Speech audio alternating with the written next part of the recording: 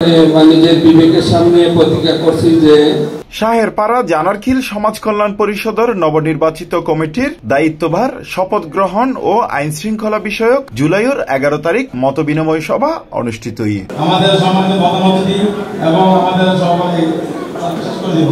নির্বাচন কমিশনার ও জানারখিল জাতীয় গৃহায়ন কর্তৃপক্ষ উচ্চ বিদ্যালয়ের প্রধান শিক্ষক ডাক্তার লুৎফুর রহমান এই শপথ পাঠ করায়।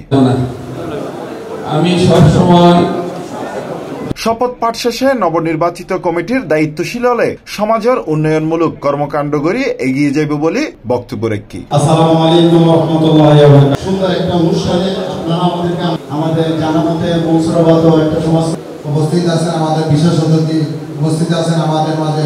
নবনির্বাচিত কমিটির সভাপতি মোহাম্মদ জাহাঙ্গীর আলম, সিনিয়র সহসভাপতি মোহাম্মদ লিয়াকত আলী, সহসভাপতি মোহাম্মদ তৈয়বুর রহমান, সাধারণ সম্পাদক মোহাম্মদ ফজল আমিন, সহ সাধারণ সম্পাদক মোহাম্মদ আশরাফ আলী, সাংগঠনিক সম্পাদক মোহাম্মদ পারভেজ উদ্দিন রবিন, অর্থ সম্পাদক মোহাম্মদ রানা, সমাজ কল্যাণ সম্পাদক মোহাম্মদ আব্দুল মোতালেব, ধর্ম বিষয়ক সম্পাদক মোহাম্মদ আব্দুর রাজ্জাক সুমন, স্বাস্থ্য বিষয়ক সম্পাদক মোহাম্মদ মুজিবুর রহমান, অফিস ও দপ্তর সম্পাদক মোহাম্মদ সুলাইমান, নির্বাহী সদস্য মোহাম্মদ হারুনুর রশিদ, মোহাম্মদ জাহাঙ্গীর আলম, মোহাম্মদ আব্দুস সাত্তার।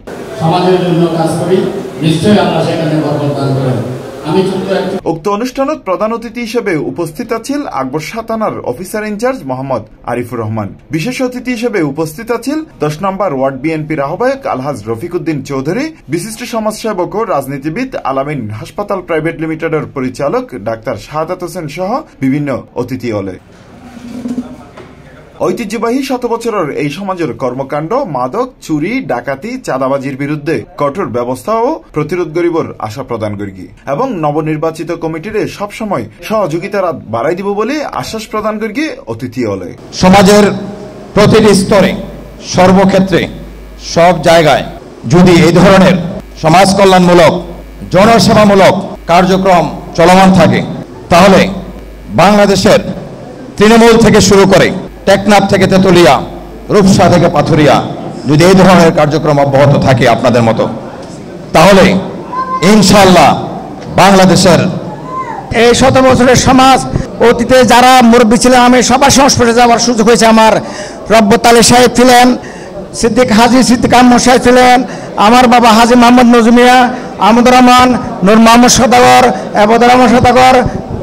সমান দৃষ্টিতে দেখব, কারো প্রতি পক্ষপাত। C plus TV, Chittagong.